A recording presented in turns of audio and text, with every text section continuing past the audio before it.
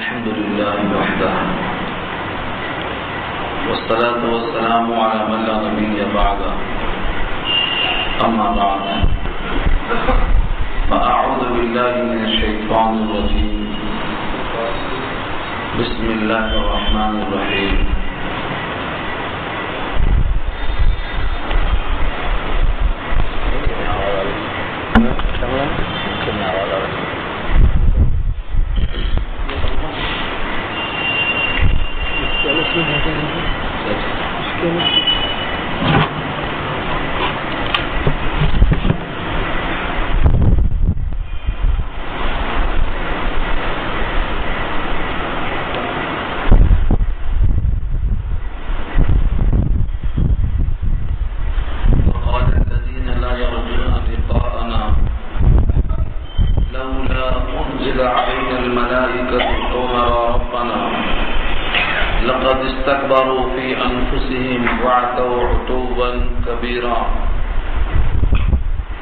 يوم يرون الملائكة لا بشرى يومئذ للمجرمين ويقولون حجرا محجورا وقدمنا إلى ما عملوا من عمل فجعلناه هباء منثورا إلى آخر الآية.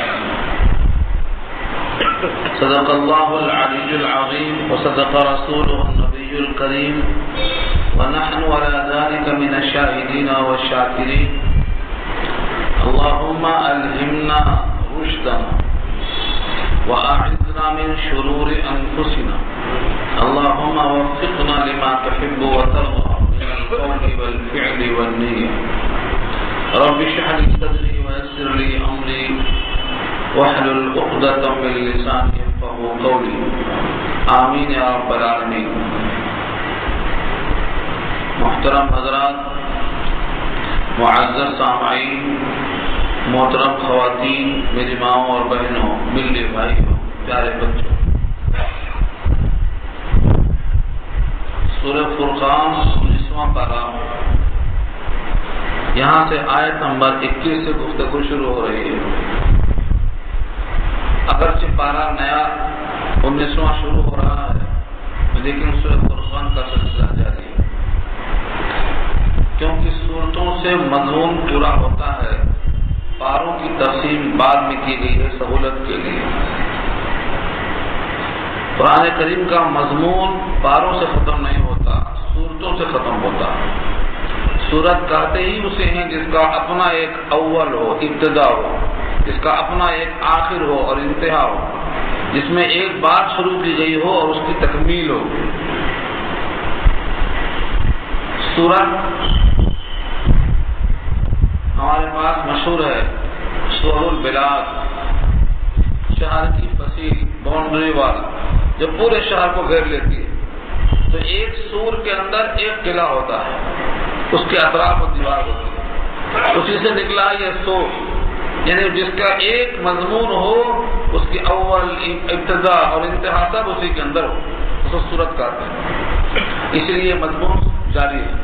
پیچھے مضمون کیا چل رہا تھا کہ کفار قریش نے کہا تھا مارے حاضر رسول یاکل الطعام ویمشی فی الاسواق، کیا ہو گیا اس رسول کو کہ کھانا بھی کھاتے ہیں، بازار بھی چلتے پھرتے ہیں، اور یہ ہماری ہی طرح دنیا میں تمام معمولات گزارتے ہیں.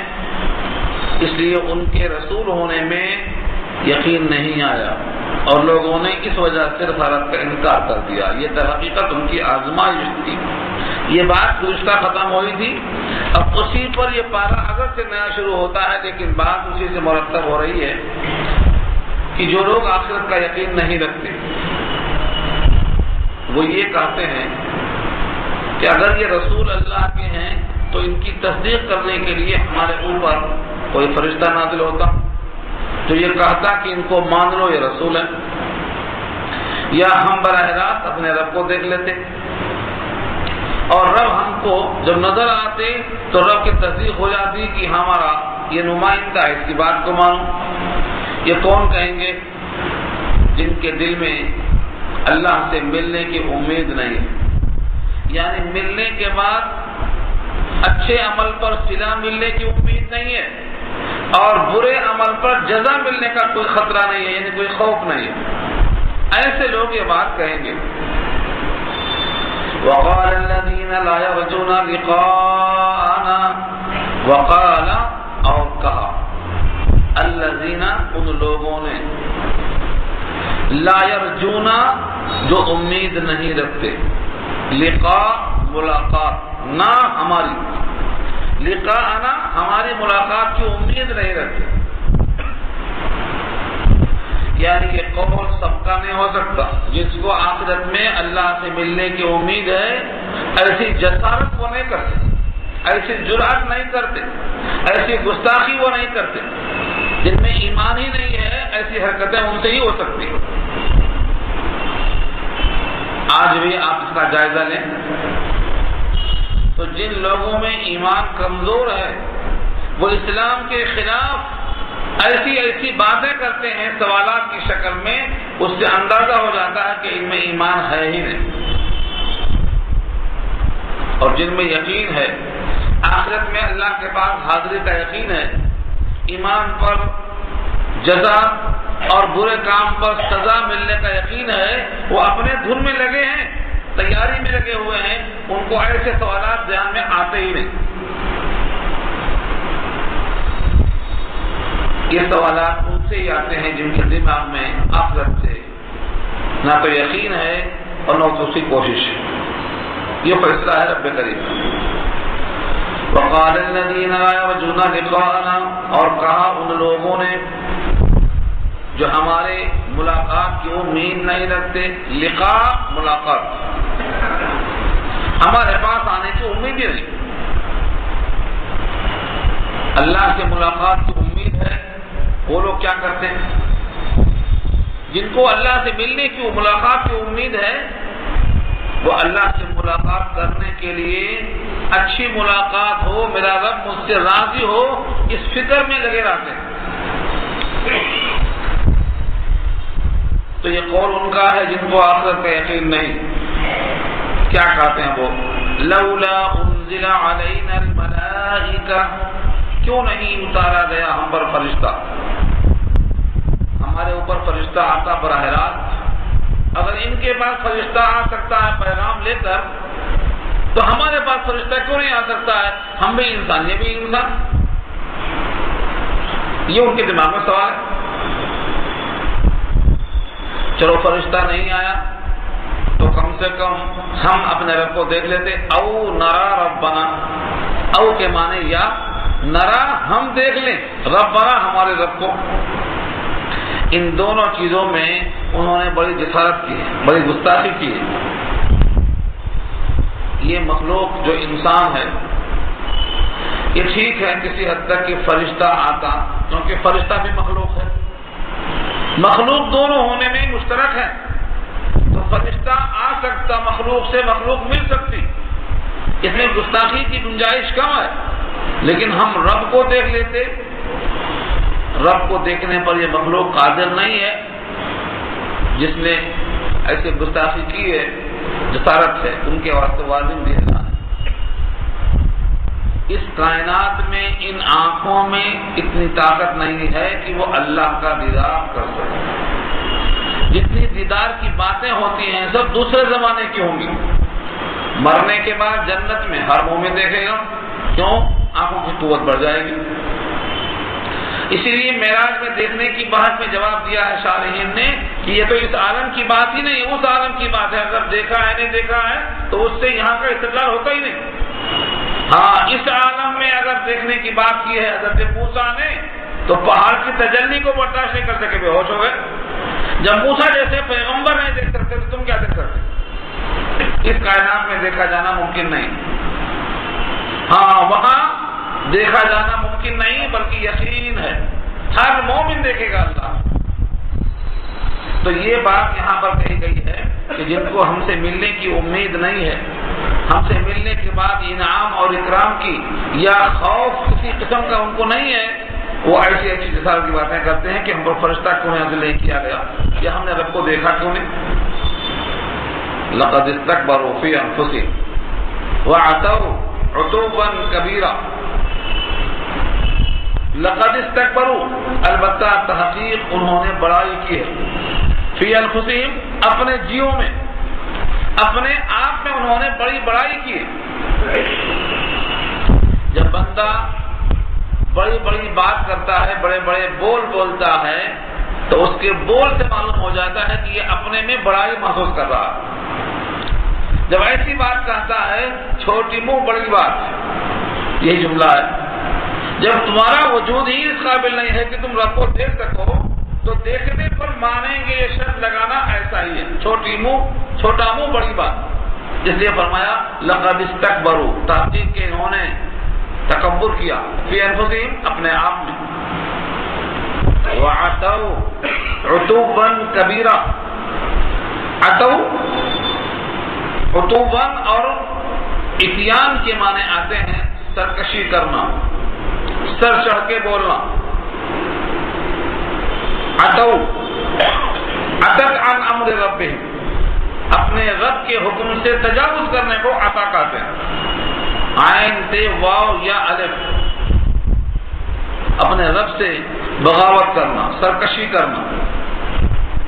تو انہوں نے اس جملے میں اپنے آپ میں بڑی بڑائی کو محسوس کیا، وعتوا، اور سرکشی کیا انہوں نے، بہت زیادہ سرکشی، بہت آگے نکل گئی، یعنی تمام حدوں کو پار کر لیا۔ وعتوا عتوا کبیرہ، یہ کبیرہ صفت ہے عتوا کی، اور دونوں سے تاکید مقصود ہے کہ سرکشی میں سب سے آگے نکل گئے، اتنی بڑی سرکشی کہ اب یہ قابل برداشت ہے۔ رب کو تو دیکھنے پر یہ قادر نہیں ہے، دنیا میں اس لیے کہ ان کی آنکھیں کمزور، اور آخرت میں اس لیے کہ یہ جہنم میں جانے والے ہیں، اور وہاں کوئی رب کا دیدار نہیں کرے گا، بلکہ بطور سزا کے اللہ کے دیدار سے محروم ہوگا۔ انہم عن ربہم یومئذ لمحجوبون، اللہ نے خود کہہ دیا ہے اس دن اللہ سے وہ حجاب میں ہوں گے۔ تو جہنم میں جانے والے خدا کو نہیں دیکھ سکیں گے، اور جنت میں جانے والے یہ ہیں نہیں، کیونکہ یہ آخرت کا انکار کر رہے ہیں۔ جب یہ آخرت کی جنت کو مانتے ہی نہیں ہیں تو اس کے لائق عمل کہاں سے کریں گے، تو جائیں گے کیسے وہاں؟ تو ان کی آنکھوں میں اللہ کا دیدار تو لکھا ہوا نہیں ہے، عدم ایمان کی وجہ سے، دنیا میں طاقت نہ ہونے سے اور آخرت میں مستحق نہ ہونے سے، دونوں جگہ معروم ہوں گے۔ البتہ فرشتوں کو ضرور دیکھیں گے، لیکن جس دن فرشتوں کو دیکھنے کی باری آئے گی، وہ دن ان کے حق میں خوشخبری کا نہیں ہوگا بلکہ صدمہ کا ہوگا، غم کا دن ہوگا۔ یہ آگے فرمایا اللہ نے، دیکھو یوم یرون الملائکۃ لا بشرا، یوم جس دن، یرون دیکھیں گے، الملائکۃ فرشتوں کو، لا بشرا کوئی بشارت نہیں ہوگی۔ بشارت کیوں نہیں ہوگی؟ کیونکہ تم فرشتوں کے اوپر ایمان نہیں لائے، آخرت پر ایمان نہیں لائے، رسول اللہ پر ایمان نہیں لائے، کتاب اللہ پر ایمان نہیں لائے۔ اس عدم ایمان کی بنا پر تمہارے واسطے کوئی جزا نہیں ہوگی۔ ہاں تم نے کچھ عمل کیا ہوگا ایمان کے بغیر، اس عمل کا بھی ذکر اگلی آیت میں آ رہا ہے کہ ان کا کیا حال ہوگا۔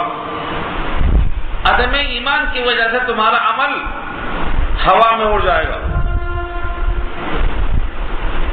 تو تم نے عمل نہیں کیا، اور اصل جو عمل ہے ایمان قبول کرنے کا تم کو میسر نہیں آیا۔ اسی واسطے جس دن تم فرشتوں کو دیکھو گے تمہارے واسطے کوئی بشارت نہیں ہوگی۔ لا بشرا، لا بشرا کوئی بشارت نہیں، کس کے لیے؟ لا بشرا کا جو طریقہ ہے دیکھو، لائے نفی جنس ہے، اور بشرا کی نفی کے واسطے لائے نفی جنس لایا گیا ہے، جس کے معنی بشرا یعنی بشارت کی کوئی قسم تمہارے واسطے نہیں ہے۔ لا بشرا، بشرا ہی تمہارے واسطے نہیں ہے، جیسے قرآن نے کہا لا خیر، کوئی خیر نہیں، ایسے فرمایا لا بشرا کوئی خوشخبری نہیں۔ یومئذ اس دن، کس کے لیے؟ للمجرمین، مجرموں کے لیے خاص کر دیا، کیونکہ مومن کے لیے خوشخبری ہے، متقیوں کے لیے بشارت ہے، کس کے لیے نہیں ہے؟ للمجرمین۔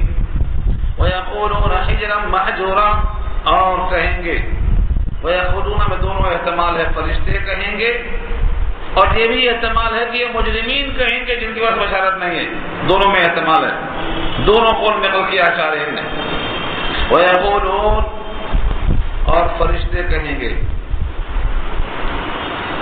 روح المعانی میں نقل کیا ہے فرشتے کہیں گے ان مجرموں سے. کیا کہیں گے؟ ہجرم مہجورا. ہجرم مہجورا کے معنی حرام ہے تم پر جنت. ہجر کے معنی ممنوع اور مہجور اس کی تاکید میں آیا. ہجرم مہجورا حرام ممنوع، تمہارے حق میں جنت نہیں ہے، تمہارے واسطے کو بشارت نہیں ہے، تمہارے واسطے کوئی چیز نہیں ہے. ایک مفہوم تو یہ نقل کیا. اور اگر یقولون فرشتوں کا قول نہیں، فرشتے نہیں کہیں گے بلکہ مجرمین کہیں گے. تو کیا کہیں گے مجرمین؟ ہجرم مہجورا کا ترجمہ ہوگا پھر پناہ.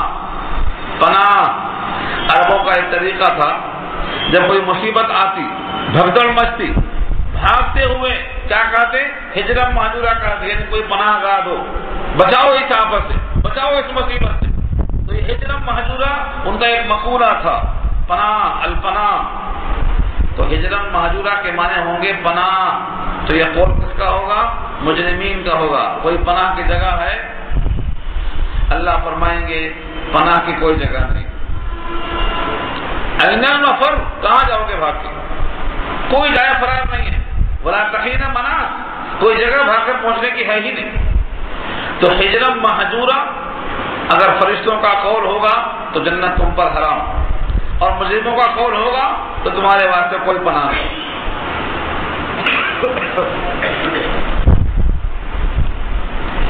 وَقَدِمْنَا إِلَى مَا عَمِلُوا مِنْ عَمَلٍ فَجَعَلْنَاهُ هَبَاءً مَنْثُورًا. ان کو بڑا گمان تھا کہ ہم نے اچھے اچھے کام کیے ہیں، دنیا میں بڑے نیک بڑے عمدہ عمل صالح کیے ہیں، اس سے کچھ بدلہ مل جائے گا. کم سے کم ایمان نہیں ہے تو نہ صحیح، یقین نہیں ہے تو نہ صحیح، اچھے کام کا بدلہ مل جائے گا. اس آیت نے یہ پیغام واضح کر دیا کہ دنیا کے سارے اچھے اعمال کر لو، دنیا کے سارے اچھائیوں کو جمع کر لو. اگر ایمان اور یقین کے بغیر ہے تو اس کا حال کیا ہوگا اس آیت میں دیکھ لینا. آیت نمبر 23 کا مضمون ہے وَقَدِمْنَا إِلَى مَا عَمِلُوا مِنْ عَمَلٍ. کاموں میں سے جو کام انہوں نے کیا ہے ان کاموں کی طرف ہم متوجہ ہوئے. قدمنا قدیمہ سے ہم آئے. کدھر آئے؟ اِلَى مَا عَمِلُوا، جو انہوں نے عمل کیا تھا ان اعمال کو دیکھنے کے لیے اس طرف آئے، متوجہ ہوئے مراد ہے. مِنْ عَمَلٍ، ان کے کاموں میں سے کچھ اچھا کام ہے کیا؟ اللہ فرماتے ہیں ان کے سارے کام ہم نے دیکھا. تو کیا کیا ان کاموں کو ہم نے؟ فَجَعَلْنَاهُ، تو ہم نے کر دیا ان تمام کاموں کو جو ان کے اعمال میں تھے. کیا کر دیا؟ ہباء منثورا. ہبا کہتے ہیں گھر میں کوئی تاخچہ ہو اور سورج کی شعاعیں اس میں سے آ رہی ہوں. اس شعاؤں میں آپ کبھی غور سے دیکھو تو باریک باریک دھول اڑتی نظر آتی ہے. عام جگہوں سے دیکھیں گے تو نظر نہیں آتی. ان شعاؤں میں دیکھیں گے جو سورج کے نکلتے وقت گھر میں آتی ہے تو اس میں باریک باریک دھول نظر آتی ہے، جراثیم نظر آتے ہیں اڑتے ہوئے، ان کو ہوا کہتے ہیں. اور منصورہ اس کی صفت ہے، ہوا منصورہ، پریشان غبار، بکھرے ہوئے غبار. ان کے جتنے اعمال سے زندگی بھر کے وہ ایسے ہوں گے جیسے ہوا منصورہ، یعنی بکھرے ہوئے غبار، ان کی کوئی حیثیت نہیں، کوئی اس کا وزن نہیں. سارے جہان کا علاج کر دیا ہو، سارے جہان کو دوائیں بانٹ دیا ہو، سارے جہان کو کپڑے دے دیا ہو، اللہ کی نظر میں جب تک اللہ کا بندہ وفادار نہیں، اللہ کی ذات پر یقین نہیں، اللہ کے صفات میں اور اللہ کی تمام خوبیوں کو اس کو ماننا ہی نہیں، تب تک وہ غدار ہے. اس کے کسی بات پر بھروسہ نہیں کیا جا سکتا. اسی وجہ سے کہا گیا ہے اصل الاصول 3 چیزیں: توحید، رسالت، آخرت. اور یہاں چل رہا ہے ذکر آخرت کا. اور آخرت کو نہ ماننے والے رسول اللہ کو بھی نہیں مانتے ہیں، کیونکہ وہ اپنی ہی طرح انسان سمجھ کر چھوڑ دے رہے ہیں اور کہتے ہیں فرشتہ آ کے تصدیق کرے یا رب کو ہم دیکھ لیں، ہم بات کریں. تو توحید کہاں سے حاصل ہوئی؟ رسالت کے ذریعے سے بات ماننا تو توحید ہوتی. جب توحید کو مانا ثابت نہیں ہوا تو ان کے سارے اعمال کیا ہو گئے؟ ہباء منثورا ہو گئے.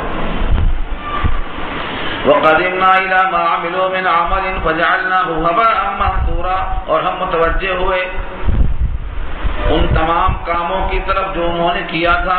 فَجَعَلْنَاهُ پس کر ڈالا ہم نے ان تمام کاموں کو هَبَاءً مَنثُورًا پریشان غبار منتشر اجزاء. یہ کس کا حال ہوا؟ جو ہم سے ملاقات کی امید نہیں رکھتے. اب اس کے برخلاف جو ہم سے ملاقات کی امید رکھتے، ہم سے ملنے کے لیے بےتاب ہیں، ہم بھی ان سے ملنے کے لیے بےتاب ہیں. ہاں، مسلم کی روایت آپ سن چکے ہیں، من احب لقاء اللہ احب اللہ لقاءہ. جو اللہ سے ملنا چاہتا ہے اللہ بھی اس بندے سے ملنا چاہتے ہیں. جو اللہ سے ملنا نہیں چاہتا اس سے اللہ بھی ملنا نہیں چاہتا. من احب لقاء اللہ احب اللہ لقاءہ ومن کرہ لقاء اللہ کرہ اللہ لقاءہ. ملنا ہے اللہ سے، طلب اور طلب ہے تو اللہ بھی ملنا چاہتے ہیں. ان تمام بندوں کے لیے اللہ فرماتے ہیں اصحاب الجنت یومئذ خیر. جنت والے اس دن بہتر ہوں گے. اصحاب الجنت جنت والے اس دن خیر بہتر ہوں گے. کس اعتبار سے بہتر ہوں گے؟ دو وجہ بتائی اللہ نے، ایک مستقر کے اعتبار سے اور ایک مقیلہ کے. مقیلہ اور مستقر میں کیا فرق ہے؟ مستقر کہتے ہیں مستقل قیام گاہ کو. جنت میں ان کی جو مستقل قیام گاہ ہوگی اس کو مستقر کہتے ہیں. اور مقیل کہتے ہیں عارضی آرام گاہ کو. عارضی آرام گاہ. عارضی آرام گاہ سے مراد برزخ بھی ہو سکتا ہے اور تفریح کے واسطے کہیں نکلے آرام کرنے کے واسطے رک گئے، یہ بھی ہو سکتا ہے. اصل میں مقیل بنا ہے قیلولہ سے. مقیلہ یہ بنا ہے قیلولہ سے.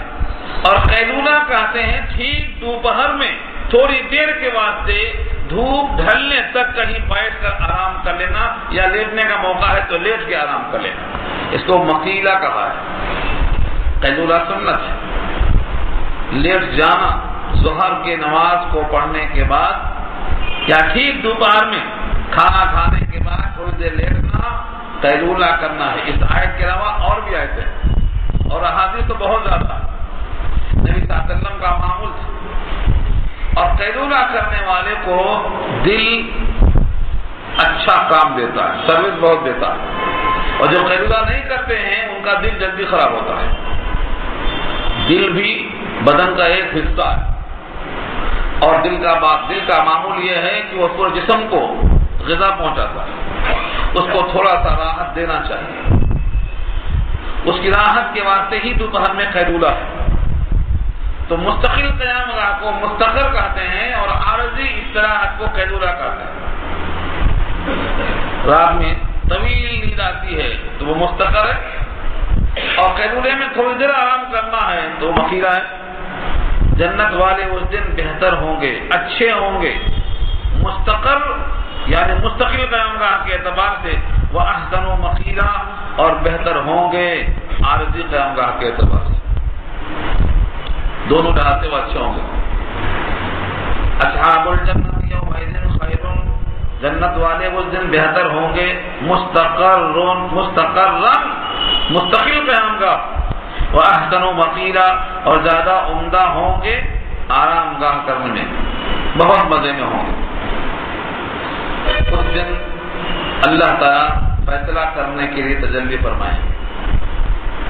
تجلی اللہ کی تجلی کیسے ہوگی، کن حالتوں میں ہوگی، یہ مختلف آیتوں میں آیا ہے. یہاں بھی دیکھیے اس کو آپ. کچھ حصہ دوسرے پارے میں آ چکا ہے. وَيَوْمَ تَشَقَّقُ السَّمَاءُ بِالْغَمَامِ وَنُزِلَ الْمَلَائِكَةُ تَنزِيلًا. اور جس دن پھٹ جائے گا آسمان بادلوں کے ساتھ. یوم جس دن تشقق شق ہونا، پھٹ جانا. یہ انشقاق پھٹ جانا نفخہ اولا کے بعد نہیں ہوگا، نفخہ ثانیہ کے بعد ہوگا. 2 بار سور پھونکا جائے گا. جس کا ذکر تفصیل سے سورہ نازعات میں آیا ہے۔ پہلا سور پھونکا جائے گا، ساری کائنات ختم ہو جائے گی، پھر 40 سال کے بعد دوسرا سور پھونکا جائے گا، ساری کائنات پھر درست ہو جائے گی۔ اس موقع پر یہ دوبارہ آسمان پھٹے گا، یعنی اتنا پھٹے گا کہ اس میں سے فرشتے اتریں گے، ابر کا سائبان ہوگا، فرشتوں کے جھرمٹ میں اس سائبان کا جو بادلوں کی طرف سے سائبان بنے گا، اس میں اللہ تعالیٰ تجلی فرمائیں گے، اور اس موقع پر حساب و کتاب ہوگا۔ کتنا حساب و کتاب کا وقت لگے گا؟ ساری دنیا کا حساب، جتنے دنیا میں انسان پیدا ہوئے ہیں اور آئندہ پیدا ہوں گے، آدم سے لے کر آخری دن تک، ان تمام کا حساب ایسا ہو جائے گا کہ جنت والے قیلولہ کریں گے اپنے جنت والے کمرے میں، یعنی زوال سے پہلے پہلے حساب ختم ہو جائے گا۔ یہ دن مومن کے لیے بہت آسان ہوگا، ساری کائنات کا حساب آدھے دن میں ہوگا، آدھے دن میں، دنیا کے آدھے دن میں۔ اسی واسطے قیلولہ کرنے والے مومنین قیلولہ اپنے اپنے مقام پر کریں گے۔ یہ قرطبی کی روایت نقل کیا ہے اسی آیت کے ذریعے میں۔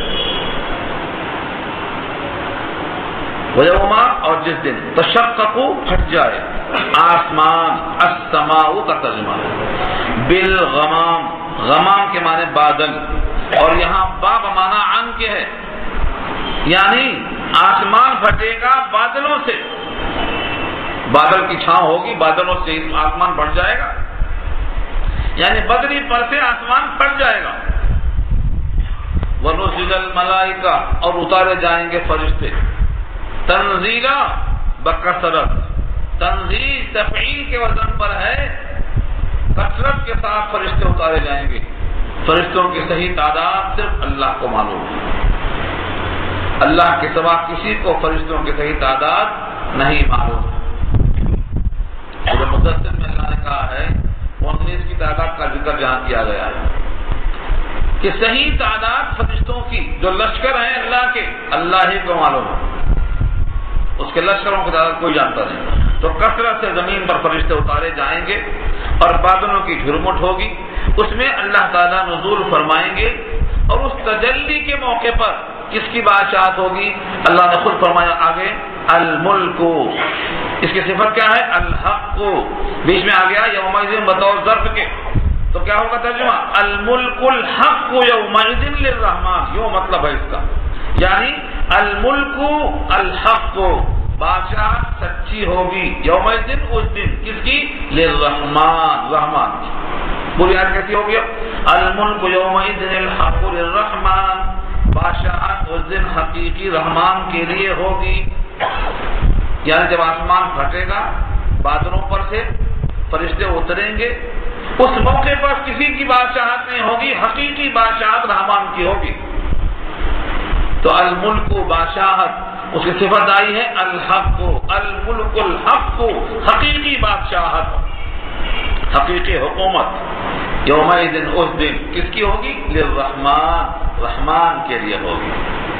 اور یہی بات آئی ہے سورہ مومن میں پارہ 24 میں، اللہ پوچھیں گے اس موقع پر لمن الملک اليوم، آج کس کی بادشاہت؟ تو کوئی جواب نہیں آئے گا، کیونکہ کوئی ہے نہیں جواب دینے والا۔ جتنے متکبر تھے، سرکش تھے، ان کی حالت تو خستہ ہوگی، وہ تو نگاہ اٹھانے کے قابل نہیں ہوں گے، بولنا تو بہت دور کی بات ہے۔ اس لیے جب کوئی جواب نہیں آئے گا تو اللہ کی طرف سے فرشتے خود جواب دیں گے، للہ الواحد القہار، ایک اللہ کی بادشاہت ہوگی جو سب پر بھاری ہے۔ القہار کے معنی غلبہ والا ہے، سب کے اوپر غلبہ ہے۔ تو اس آیت کو اور اس آیت کو ملائیں گے تو معلوم ہوگا اس دن حقیقی بادشاہت رحمان کی ہوگی اور کسی میں بولنے کی طاقت نہ ہوگی۔ یہ دن مشکل ہوگا لیکن سب کے لیے نہیں، اس لیے اللہ نے یہاں واضح کر دیا وَكَانَ يَوْمًا عَلَى الْكَافِرِينَ عَسِيرًا، اور ہوگا وہ دن کافروں پر مشکل۔ عسیر، عین سین یہ رے آئے تو مشکل، اور یا سین یہ رے آئے تو آسان، اور دونوں کو اکٹھا دیکھنا ہے تو سورہ نشرہ دیکھ لو، فَإِنَّ مَعَ الْعُسْرِ يُسْرًا، پہلے میں عین ہے، دوسرے میں یا ہے، عسر کے ساتھ مشکل اور یسر کے ساتھ آسانی. پوری بات وہاں آئے گی سورۃ علم نشرہ میں. اللہ نے ایک مشکل کو دو آسانی کے بیچ میں رکھا. ایک شاعر کہتا ہے تم کو اگر پریشانی ہو تو علم نشرہ میں غور کر لو کہ ایک آسانی کو جہاں آپ نے دیکھا ہے اس کے بعد مشکل پھر آسانی. فَإِنَّ مَعَ الْعُسْرِ يُسْرًا إِنَّ مَعَ الْعُسْرِ يُسْرًا، ادھر بھی یسرا ادھر بھی یسرا، بیچ میں عین لگایا. تو صرف مشکلیں نہیں ہیں، دو آسانیاں. اور جب تم اس میں غور کرو گے تو تم کو خوشی حاصل ہو جائے گی. اذا اشتدت بك البلوى ففكر في علم نشرہ فعسر بين يسرين اذا فكرته فقرا، خوشی تم کو حاصل ہو جائے گی. تو یہاں اللہ نے واضح کر دیا کہ وہ دن کافروں پر مشکل ہوگا. یہی بات کہی گئی ہے سورہ مدثر میں، علی الکافرین غیر یسیر. یہاں جس چیز کو پازیٹو میں کہا اسی کو وہاں نیگیٹو میں کہا. یہاں فرمایا وَكَانَ يَوْمًا عَلَى الْكَافِرِينَ عَسِيرًا، اور ہوگا وہ دن کافروں پر بہت مشکل. اور وہاں کیا فرمایا؟ عَلَى الْكَافِرِينَ غَيْرُ يَسِيرٍ، کافروں پر آسان نہیں ہوگا. آسان نہیں ہوگا وہی مطلب ہے جو یہاں کہا ہے کہ مشکل ہوگا. کہ دو جگہ دو انداز سے کیوں کہا، کہیں نیگیٹو کہیں پازیٹو، کہیں مثبت کہیں منفی. پختگی کے لیے یہ کافروں کے لیے مشکل ہی مشکل ہوگا، کوئی آسانی کی امید نہیں رکھنا، کیونکہ یہ غدار اور باغی ہیں، مجرم ہیں اللہ کے. اس دن ان مجرموں کا حال کیا ہوگا؟ سزا تو ہوگی لیکن وہ اندر سے پشیمان ہوں گے یا اس سے بھی رسائی کرتے رہیں گے. جیسے دنیا میں دیکھتے ہیں آپ بڑے بڑے مجرم کہتے ہیں ہمیں اس جرم پہ کوئی افسوس نہیں. ہاں بڑے بڑے مجرم لاکھوں کے قاتل کیا کہتے ہیں ہمیں آج کوئی افسوس نہیں. اپنی غلطی پر نادم نہیں، شرمندہ نہیں، پچھتاوا نہیں. یعنی ان کے دل سے اللہ تعالیٰ نے رحمت کو، شفقت کو، انسانیت کو ایسا نکال دیا ہے کہ وہ بڑے بڑے جرائم کے بعد کہتے ہیں میں کوئی افسوس نہیں. تو اس دن کیا ہوگا ان کا حال؟ کیا اس دن بھی ایسا کریں گے؟ اللہ نے فرمایا اس دن تو اپنے ہاتھ کاٹ کے کھائیں گے، اپنے ہاتھ کتریں گے. اس دن کسی مجرم کی مجال نہیں کہ یہ کہتے کہ مجھے اپنی غلطی پر افسوس نہیں ہے. اس دن ہر مجرم، ہر ظالم کیا کرے گا؟ اپنے ہاتھوں کو کترے گا.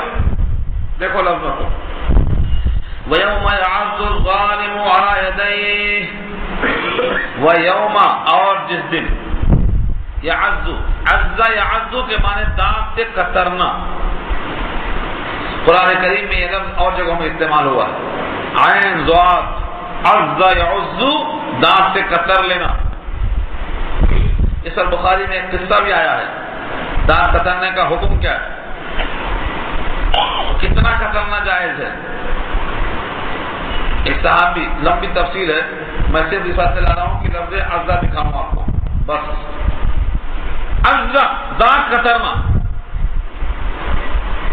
ایک صاحب نے دانت کترا، جو مالک تھے. غلام نے ہاتھ کھینچ لیا. غلام نے جب ہاتھ کھینچ لیا تو دانت ٹوٹ گیا. غلام نے اپنا ہاتھ کھینچ لیا تو دانت کس کے گئے؟ مالک کے. مالک کو غصہ آیا، اس نے کہا حضور کے پاس شکایت کیا کہ اس نے میرا دانت توڑ دیا. حضور نے کہا کیا تمہارے منہ میں اپنا ہاتھ چھوڑ دیتا تو کھا جاتے؟ اپنا ہاتھ تمہارے منہ میں چھوڑ دیتا کہ تم چبا جاتے اس کو؟ اس نے کیا کیا؟ اپنا ہاتھ کو کھینچا. تمہیں کچھ نہیں ملے گا، کوئی دوا نہیں دلایا حضور نے. ابو یعلا کا قصہ ہے. تو طویل بحث ہے وہ، میں یہاں سے لاتا ہوں کہ دانت کاٹنا. اور دانت کاٹنے میں بھی علامہ سعدی نے ایک واقعہ لکھا ہے. کسی نے دانت کاٹ لیا تو کہا مجھے انتقام کا. یہ کہا تم بھی دانت کاٹ لو، بس ایک شرط ہے، جتنا گول دائرہ اس کا بڑا ہے تمہارا بھی دائرہ اتنا بڑا ہونا چاہیے، اور جتنا دانت اس کے اندر دھسے ہیں گہرائی بھی تمہاری اتنا ہی ہونا چاہیے. انتقام لے لو. کہا اگر بڑھ گیا تو تم ظالم ہو جائیں گے. اس نے کہا تو مشکل ہے انتقام دینا. ہلکا بڑا ہو گیا یا گہرائی تھوڑا زیادہ ہو گئی تو ہم ظالم بن جائیں گے. اس سے اچھا ہے مظلوم رہنا اچھا ہے. تو یہ واقعے کا مطلب یہ ہے کہ دنیا میں دانت ایسا کترتے ہیں لوگ، لیکن یہ آخرت میں دانت کتریں گے افسوس کرتے ہوئے، افسوس کریں گے۔ کس کا ہاتھ کتریں گے وہاں؟ اپنا یاد کترنا پڑے گا، کسی اور کا ہاتھ تو ملتا نہیں کترنے کے لیے، تو اپنا ہاتھ کیوں کتریں گے؟ ہمارے پاس اردو کا محاورہ ہے کفے افسوس ملنا، ہتھیلی ملتے، ہائے نکل گیا۔ تو ہتھیلی کا ملنا حقیقت نہیں ہے کہ ہتھیلی ملتے باقاعدہ، بلکہ افسوس کے اظہار کے لیے جملہ کہا جاتا ہے ہتھیلی کا ملنا۔ ایسے یہاں بھی حقیقت میں انگلیاں کتریں گے یا اپنے غم و غصے کا اظہار کریں گے، دونوں محاورہ ہے، دونوں ممکن ہے۔ وَيَوْمَ يَعَضُّ الظَّالِمُ، اور جس دن ظالم کتریں گے حسرت کے مارے۔ الظالم کہا ہے یہاں پر ظلم کرنے والا، کس پر ظلم کر رہا تھا؟ اپنے آپ پر۔ عَلَى يَدَيْهِ، اپنے ہاتھ پر کاٹے گا۔ یقول، کہے گا، ہاتھ کاٹتے ہوئے کہے گا، یا لیتنی، اے کاش کہ میں۔ لیتا کاش کے معنی میں آتا ہے، لیتا اور لعل، کم سے کم جو الفاظ قرآن کریم میں بہت زیادہ استعمال ہوئے ہیں وہ زیادہ نہیں ہے، 25-30 ہیں، ان کو تو یاد کر لیں۔ لیتا مانے کاش کے، اور لعل مانے شاید، پورے قرآن کریم میں۔ تو لیتا، یا لیتنی، اے کاش کے، اتخذت، بنایا ہوتا میں، مع الرسول سبیلا، رسول کے ساتھ راستہ، یعنی کاش کہ میں بھی رسول کے ساتھ راستے پر لگ جاتا، یہ تمنا کرے گا، افسوس کرتا رہے۔ اس پر ایک واقعہ لکھا ہے امام قرطبی نے بڑی تفصیل کے ساتھ۔ مکے کا ایک کافر تھا، اس نے دعوت کی، عقبہ نام تھا اس کا، عقبہ ابن ابی معیط۔ عقبہ ابن ابی معیط عرب کافر تھے مگر مہمان نواز تھے، اور مہمان کی عزت پر پوری کوشش کرتے تھے۔ کھانے کا انتظام کر دیا، بڑے بڑے قریش جمع ہو گئے، کھانا رکھا گیا۔ نبی صلی اللہ علیہ وسلم نے کہا تمہارا کھانا میں اس وقت تک نہیں کھاؤں گا جب تک تم یہ نہ کہہ دو کہ اللہ کے سوا کوئی معبود نہیں، تمہارا کھانا نہیں کھاؤں گا۔ دسترخوان پہ مہمان کھانا کھائے بغیر اٹھ جائے تو توہین کس کی ہوتی ہے؟ میزبان کی ہوتی ہے۔ یہ اس نے محسوس کیا، اس نے کہا ٹھیک ہے، مہمان کی تواضع میں یہ کہہ لیتا ہوں، مہمان کو رسوا نہیں کر سکتا ہوں۔ دیکھو مہمان کی رسوائی کا لحاظ ایک کافر بھی کر رہا ہے، جس کا جہنم میں جانا یقینی ہے، وہ آدمی کی بات کر رہا ہوں۔ یقینی کیوں کہہ رہا ہوں؟ کیونکہ یہ انجام کے اعتبار سے بدر میں مارا گیا، بدر میں حالت جنگ میں کفر پر جمے ہوئے حالت میں مارا گیا، اور حضور نے جن کو خطاب کیا تھا بدر کے مقتولان میں سے یہ بھی تھا۔ اس عقبہ ابن معیط نے مہمان کا اکرام کرتے ہوئے کہا ٹھیک ہے، تمہاری خاطر میں کھا لیتا ہوں۔ یہ کلمہ پڑھ لیا، اس نے کلمہ پڑھ لیا اور حضور نے کھانا کھا لیا، چلے آئے۔ اس کے بعد عقبہ کا جو پرانا دوست تھا منافق ابن سلول، منافق تھا جو عبداللہ ابن ابی، سردار تھا منافقوں کا، اس نے آ کر کہا تمہاری دوستی قابل اعتماد نہیں ہے جب تک تم اس غلطی کا کفارہ ادا نہ کر دو۔ کہا کفارہ کیا ہے؟ کہا تم نے جن کو راضی کیا ہے کلمہ پڑھ کر ان کے منہ پہ تھوک کے جب تک نہیں آ جاتے تمہاری بات کو میں مانتا نہیں۔ اپنے دوست کی دوستی کو نبھانے کے لیے آیا ہوا ایمان دینے جا رہا ہے، اس پر یہ آیت نازل ہوئی ہے۔ چلا گیا اور جانے کے بعد اپنی حرکت کر کے آ گیا، تھوک کے آ گیا، اور اس کے بعد جب تھوکنے کے بعد ایمان کہاں سے بچتا ہے؟ تو ایمان تھا بھی نہیں۔ کلمہ اگر دل سے پڑھا ہوتا تو شاید اپنا اثر کلمہ دکھا دیتا، لیکن وہاں تو مقصد کچھ اور تھا، دل کی گہرائیوں سے کلمے کا اعتراف تھا ہی نہیں، نکل گیا۔ اس دوستی کی خاطر زبان پر آیا ہوا کلمہ دل میں نہیں اتر سکا، واپس چلا گیا۔ یہ دونوں بدر میں مارے گئے، اور ان تمام مقتولین سے حضور نے خطاب کیا، اے فلاں اے فلاں، تم نے اللہ کا وعدہ کیسے پایا؟ میں نے تو اللہ کا وعدہ سچ پایا۔ ان تمام کو جہنم میں پھینکا گیا۔ اللہ کے رسول صلی اللہ علیہ وسلم نے کلمہ پیش کیا، کلمہ اس نے قبول کیا، لیکن دوست کی دوستی نے کیا کیا؟ اس کو برباد کر دیا۔ یہاں وہی کہے گا، دیکھو الفاظ غور سے دیکھ لو، دانت کاٹے گا ظالم حسرت کی وجہ سے اور کہے گا اے کاش کہ میں نے رسول کے ساتھ راستہ بنا لیا ہوتا، دین کی راہ پر لگ گیا ہوتا۔ یا لیتنی یا ویلتا لیتنی، ہائے ہماری کمبختی، ہائے ہماری شامت، لیتنی کاش کے لم اتخذ فلانا خلیلا، نہ بنایا ہوتا فلانے کو دوست۔ یہ فلانا کہا، فلانا فلاں کو دوست نہ بنایا ہوتا تو اس کی دوستی سے آیا ہوا کلمہ نہ نکلا ہوتا۔ یہاں فلانا سے مراد یہی ہے عقبہ کا دوست عبداللہ ابن ابی منافق۔ لیکن اصول کے اعتبار سے قرآن کریم کا پس منظر شان نزول کسی بھی انسان کے بارے میں ہوا ہے، لیکن لفظ میں عموم ہے۔ اسی واسطے یہاں نہیں کہا لم اتخذ فلانن کے بجائے نام نہیں لیا اس کا، بلکہ فلانن میں دو زبر لگایا، تنوین برائے تعمیم کے۔ اے کاش کہ میں نے فلانے کو، یعنی کسی ایسے کو جو بے دین ہو، جو فاسق ہو، جو گناہگار ہو، جو مجرم ہو، جو خداوند قدوس سے بیزار کی راستہ بتاتا ہو، اے کاش کہ میں فلاں کا دوست نہ ہوتا، فلاں سے دوستی نہ کی ہوتی۔ خلیل کہتے ہیں دوست کو، اسی سے بنا ہے خلیل اللہ، خلیل الرحمان۔ ابراہیم کون ہے؟ اللہ کے خلیل ہیں، خلیل دوستی کو بولتے ہیں۔ اے کاش کہ میں فلاں کو دوست نہ بنایا ہوتا۔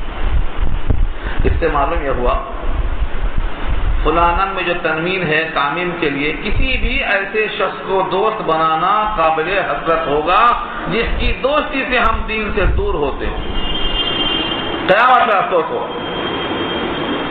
اور یہ بات تھوڑا وضاحت سے عرض کر دوں میں، ہر دوستی جس میں تقویٰ نہ ہو اس دوستی کا انجام کیا ہے؟ دشمنی۔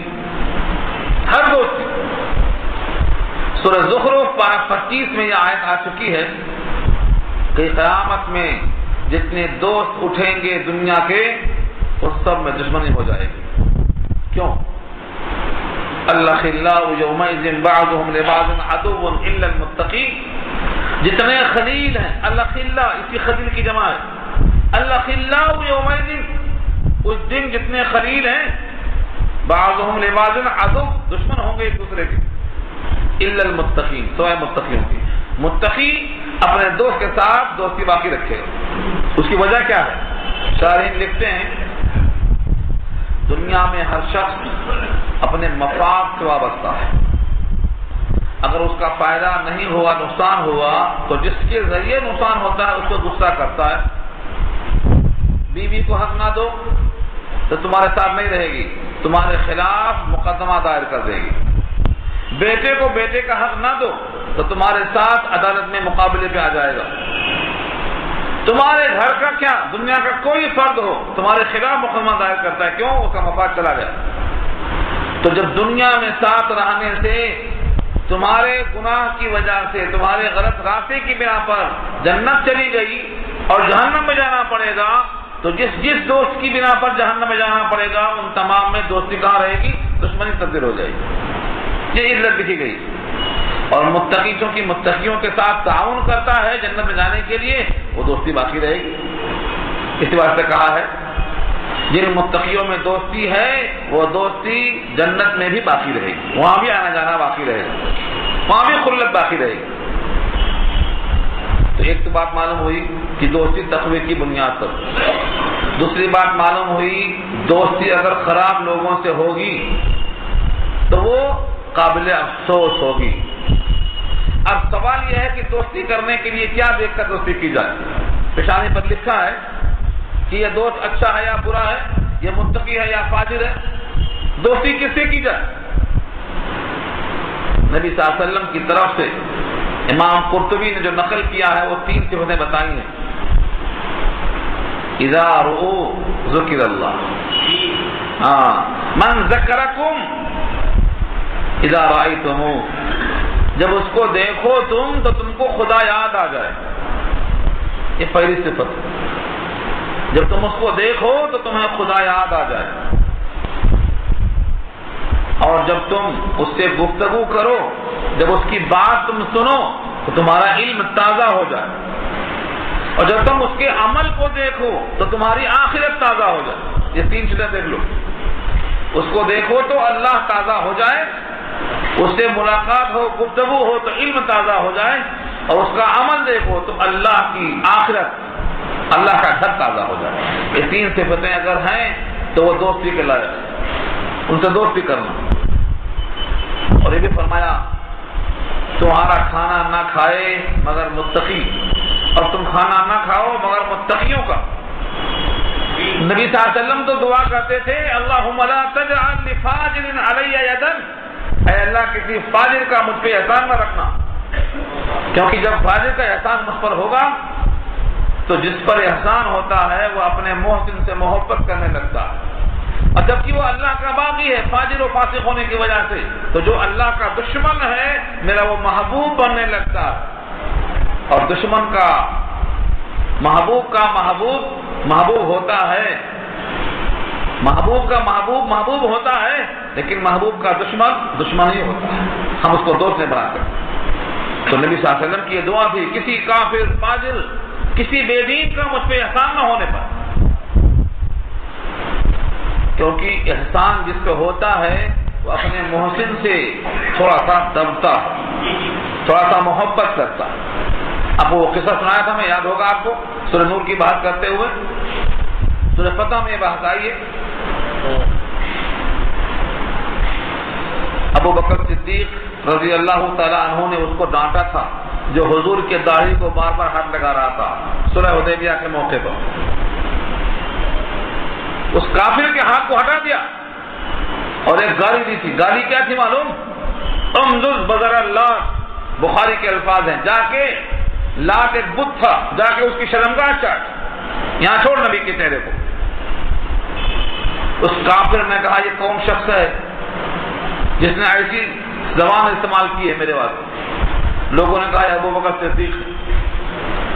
اس نے کہا مجھ پر ان کا ایک احسان اگر نہ ہوتا تو ان کو میں جواب دیتا تھا آج۔ معلوم کیا ہوا؟ یہ احسان یاد آیا، جواب نہیں دیا، تو معلوم کیا ہوا؟ جب کسی پر کسی کا احسان ہوتا ہے تو کچھ نہ کچھ خیال کرنا پڑتا، یہ کافر بھی کرتا۔ اسی واسطے کسی فاجر اور فاسق کا نہ احسان لینا نہ اس سے دوستی کرنا، کیونکہ اس کی دوستی یقیناً حسرت کا سامان بنے گی۔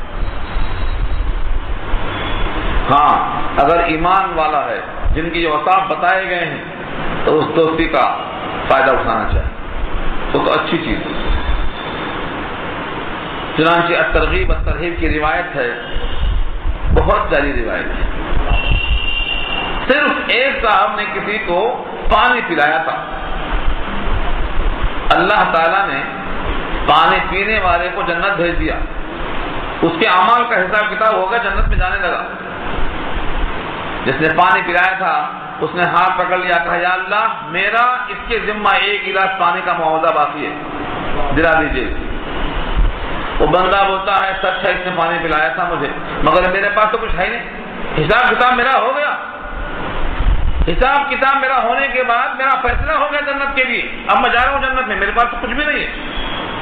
اللہ فرمائیں گے اس کا حق تیرے ذمہ باقی ہے تو ساتھ لے کے چلا جا۔ الترغیب الترہیب کی روایت ہے پانی پلانے کے بیان میں۔ آپ سوچتے ہوں گے کہ 1 گلاس کی کیا اہمیت ہے، لیکن متقی کے ساتھ رہنے والے کا یہ اللہ نے صلہ دیا کہ پانی پلا دینے والے کو بھی ساتھ جانے کا حکم دے دیا۔ تو دوستی کے واسطے یہ شرط ہے کہ فاسق و فاجر نہ ہو بلکہ مومن ہو، اللہ سے ڈرنے والا ہو، تو آپ کا کوئی نہ کوئی عمل سبب بن جائے گا ساتھ جانے کے لیے۔ یہاں اسی کو کہا گیا ہے کہ کافر حسرت میں کہے گا اے کاش کہ میں نے دوست نہ بنایا ہوتا فلاں شخص کو دوست نہ بنایا ہوتا۔ ہر ایسا انسان آخرت میں یہی پریشان ہوگا کہ میں فلاں فاسق کو، فلاں فاجر کو، فلاں بے دین کو اور فلاں آدمی کو دوست نہ بنایا ہوتا تو میرا انجام بہت اچھا ہوتا۔ خلت اچھی چیز ہے۔ نبی صلی اللہ علیہ وسلم نے ابو بکر صدیق کو بنایا تھا قریب اور فرمایا تھا لَاتَّخَذْتُ أَبَا بَكْرٍ خَلِيلًا، لو كنت متخذا خلیلا لاتخذت ابا بکر خلیلا، اگر میں کسی کو دوست بناتا تو دوست بناتا ابو بکر کو، لیکن اسلام کی جو خلت ہے وہی کافی ہے، یعنی میں نبی ہوں اور یہ امتی ہیں، ان کا جو رشتہ ہے یہی کافی ہے، الگ سے دوستی بنانے کی ضرورت نہیں، اگر بناتا تو میں ان کو بناتا۔ تو نمونہ کون ہے حضور کی دوستی کے لائق؟ ابو بکر صدیق۔ اور صدیق اکبر کے اوصاف کیا ہیں؟ کیا خوبیاں تھیں ان کی؟ کبھی صدیق اکبر کی تاریخ پڑھ لو، سیرت پڑھ لو، تاریخ الخلفاء علامہ سیوطی کی پڑھ لو۔ تاریخ الخلفاء میں جو صفت بی بی خدیجہ نے بیان کی ہے بخاری میں، نبی صلی اللہ علیہ وسلم کی 5 خوبیاں، وہ بعین ہی نبی صلی اللہ علیہ وسلم کی خوبیاں صدیق اکبر میں بیان کی ہیں ابن الدغنہ کافر قریش نے، وہی خوبی وہی الفاظ ہیں۔ اب بخاری میں بی بی خدیجہ کی 5 خوبیاں جو حضور کی بتائی تھی وہ کیا تھی؟ آپ صلہ رحمی کرتے تھے، انک لتصل الرحم وتحمل الکلب وتعین علی نوائب الحق وتقری الضیف، آپ مہمان نوازی کرتے تھے، آپ صلہ رحمی کرتے تھے، جو آدمی کمانے کے لائق نہیں اسے کما کر دیتے تھے، اور آپ کی خوبیوں میں سے یہ ہوا کرتی تھی کہ آسمانی حادثات پر لوگوں کا تعاون کیا کرتے تھے۔ یہ تمام خوبیاں جو بی بی خدیجہ نے بیان کی ہیں بخاری میں تفصیل سے کہ حضور کی خوبیاں ہیں نبوت کے اعلان سے پہلے کی، بحیثیت انسان کے، یہی الفاظ بعین ہی ابن الدغنہ نے بیان کیے تھے ابو بکر صدیق کے لیے۔ اسی واسطے دوستی قریب ہوئی، دونوں کا دل قریب ہوا، تو معلوم کیا ہوا؟ خلت کے لیے یہ بھی لازم ہے کہ دونوں کا دل ملتا ہوا ہو، بلکہ حدیث میں آتا ہے المرء علی دین خلیلہ، المرء بخاری کی روایت ہے المرء علی دین خلیلہ، آدمی اپنے دوست کے مذہب پہ ہوتا ہے۔ اب جس کو دوستی کرنا ہے دیکھ لے، من ینظر من یخالل، کس سے دوستی کرتا ہے دیکھ لے، اگر کوئی قادیانی سے دوستی کرتا ہے تو اس کا مذہب قادیانی مانا جائے گا۔ کیوں؟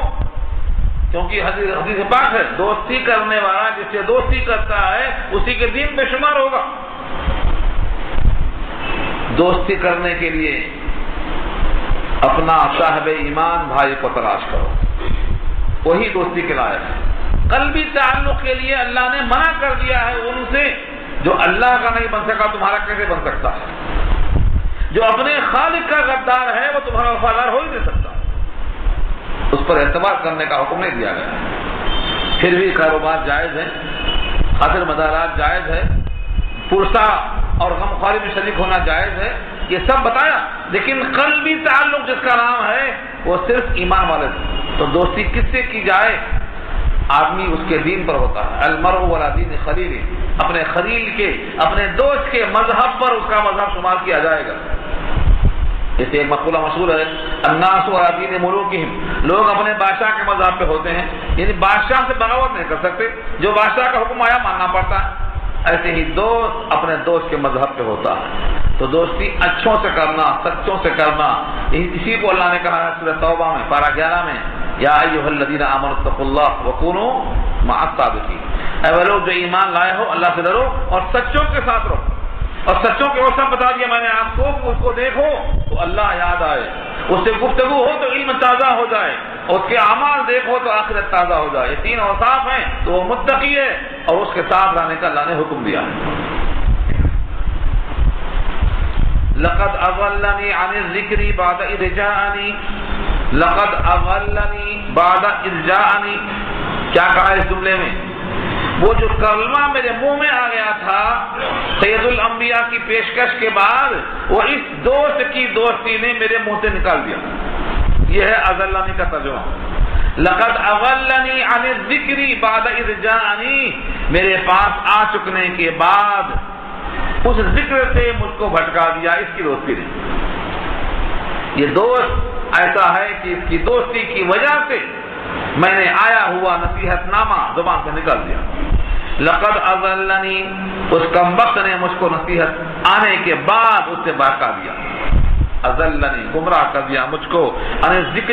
ذکر کہتے ہیں قرآن کو، ذکر کہتے ہیں لا الہ الا اللہ کو، ذکر کہتے ہیں نصیحت کو، ذکر کہتے ہیں یاد دہانی کو، ذکر کہتے ہیں تازہ کر دینے کو۔ آخرت تازہ تھی، اللہ کی الوہیت تازہ تھی، نبی کی نبوت تازہ تھی، میرے زبان سے میرے دل پہ آ رہی تھی، لیکن دوست کی دوستی نے اس کو واپس بھیج دیا۔ بعد جانی وَكَانَ الشَّيْطَانُ لِلْإِنسَانِ خَذُولًا، اور انسان کے لیے شیطان ہے ہی دھوکہ دینے والا۔ وَكَانَ الشَّيْطَانُ، اور ہے شیطان، لِلْإِنسَانِ، انسانوں کے لیے، خذولا، دھوکہ دینے والا، رسوا کرنے والا۔ خذول خذلت بنا، اور خذلہ کے معنی آتے ہیں رسوا کرنا، ایسے موقع پر دھوکہ دینا جہاں ضرورت تھی مدد کرنے کی۔ کافروں کو لے کے آیا تھا غزوہ احد میں جنگ کرنے، تمہارے ساتھ ہوں چلو۔ جب دونوں طرف سے فوجیں آمنے سامنے آئیں تو ہاتھ چھڑا کے بھاگنے لگا، کہا میں وہ چیز دیکھتا ہوں جو تم نہیں دیکھتے ہو۔ وہ کیا ہے؟ وہ فرشتوں کی آمد ہے۔ انی اخاف اللہ کہہ کر بھاگا۔ یہ کون کہتا ہے انی اخاف اللہ؟ شیطان کہا۔ سورہ توبہ 10واں پر بھاگ گیا چھڑا کے ہاتھ، تو جنگ تک لایا، اور جنگ میں جب لڑنے کا وقت آیا تو بھاگا۔ تو یہ کیا ہے؟ یہ خذولہ۔ آج کہتا ہے ہم تمہارے ساتھ ہیں، پیٹ تھپتھپاتا ہے، لیکن جب قیامت میں حساب کتاب ہوگا تو یہ کہے گا میں خود پریشان ہوں، تمہارا کیا کروں۔ یہ تقریر واضح کر دیا سورہ ابراہیم میں اللہ نے۔ تو یہ شیطان کی صفت کیا ہے؟ خذول۔ خذول مانے عین ٹائم پہ دھوکہ دینے والا، رسوا کرنے والا۔ تو خذول کے معنی تو آتے ہیں اصل میں رسوا کرنا، لیکن رسوا ہوتا کیسے؟ دھوکہ دینے سے۔ تو ترجمہ کر دیا دھوکہ دینے والا، یعنی عین ٹائم پہ اس کے دھوکہ دینے سے رسوائی پیدا ہوتی ہے، یہ مطلب ہے۔ وقال الرسول یا ربی ان قوم اتخذوا هذا القرآن مہجورا۔ سورہ فرقان کی آیت نمبر 30 ہے۔ اگر سارے مسلمان اس ایک آیت کو سمجھ لیں، ایک آیت کو سمجھ لیں غور سے، تو درس قرآن کی اس محفل میں ہمارا بیٹھنا اٹھنا وصول ہو جائے۔ صرف ایک آیت۔ وقال الرسول، رسول کہیں گے، اگر آخرت میں کہیں گے تو ترجمہ ہوگا قالا کا، کہیں گے اس دن رسول۔ اور اگر یہ دنیا میں کہہ چکے ہیں اللہ سے بطور شکایت کے تو قالا کا ترجمہ ہوگا کہا رسول نے۔ وقال الرسول، اور کہا رسول نے۔ رسول میں جو ہے الف لام لگا ہے، الرسول پراپر ناؤن ہے، خاص رسول نے۔ اس سے مراد جن پر قرآن نازل ہوا وہ ہے سید الانبیاء۔ آپ نے کہا یا ربی، اے میرے رب، اے میرے پروردگار، ان قومی، بے شک میری قوم نے۔ بتاؤ حضور کی قوم کون سی؟ جس مکے میں آپ تھے، بنی ہاشم میں، قریش میں، عرب میں، یہ پہلے مخاطب ہیں، یہ پوری قوم ہے۔ اور سارے عالم میں جتنے انسان ہیں اس کے بعد وہ بھی حضور کی قوم، کیونکہ 5 چیزیں ہیں جو حضور کو اللہ نے عطا فرمائی، کسی اور کو نہیں دی، بلکہ 6 ہیں۔ ایک روایت میں 5، ایک روایت میں 6۔ ان میں سے ایک پوائنٹ یہ ہے کہ سب رسولوں کی رسالت کا زمانہ علاقہ محدود ہوتا تھا، میری رسالت کا زمانہ اور علاقہ محدود نہیں، کافۃ للناس، سارے جہان کے لیے ہیں، آپ جتنے انسان ہیں سب کے لیے ہیں۔ تو آپ نے اللہ سے کہا اے میرے پروردگار، بے شک میری قوم نے اتخذوا، بنا لیا ہے، ھذا القرآن، اس قرآن کو، مہجورا بمانا متروکا۔ مہجور ہجرہ کے معنی ترکا، ہجرت پڑھا کبھی آپ نے؟ ہجرت، ہجرت کیا ہے؟ ترک وطن۔ اور مہجور کے معنی متروک۔ اصل مہاجر کون ہے؟ لوگ سمجھتے ہیں ترک وطن کرنا یہ اصل ہجرت ہے۔ فرمایا نبی صلی اللہ علیہ وسلم نے اصل مہاجر وہ ہے جو گناہوں سے ہجرت کر جائے۔ ہاں، والمہاجر من، والمہاجر عما نہى اللہ عنہ۔ مہاجر سچا وہ ہے، حقیقی مہاجر وہ ہے جو گناہوں سے ہجرت کر جائے، جن سے روکا اللہ نے، رسول اللہ نے، ان گناہوں سے ہجرت کر جائے، وہ سچا مہاجر ہے۔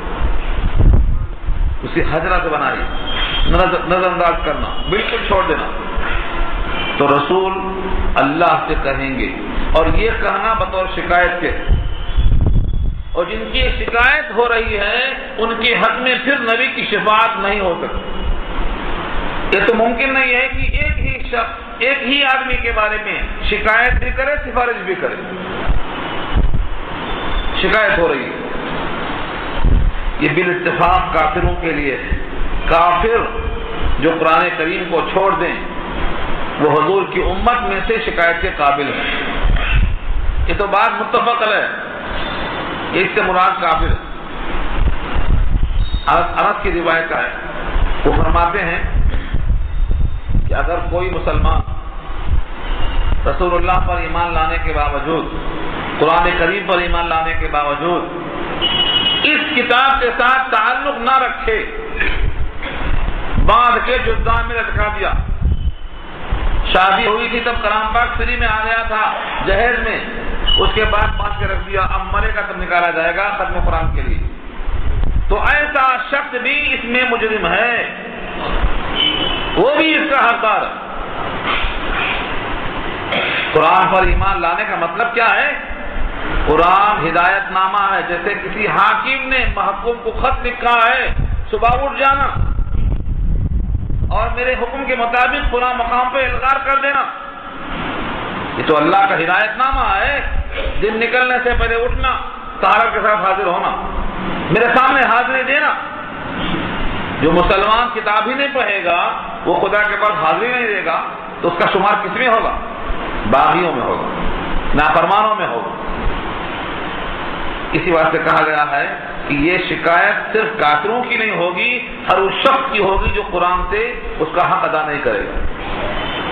حدیث میں آتا ہے شکایت اور سفارش دونوں کام قرآن بھی کرے گا اللہ کے سامنے۔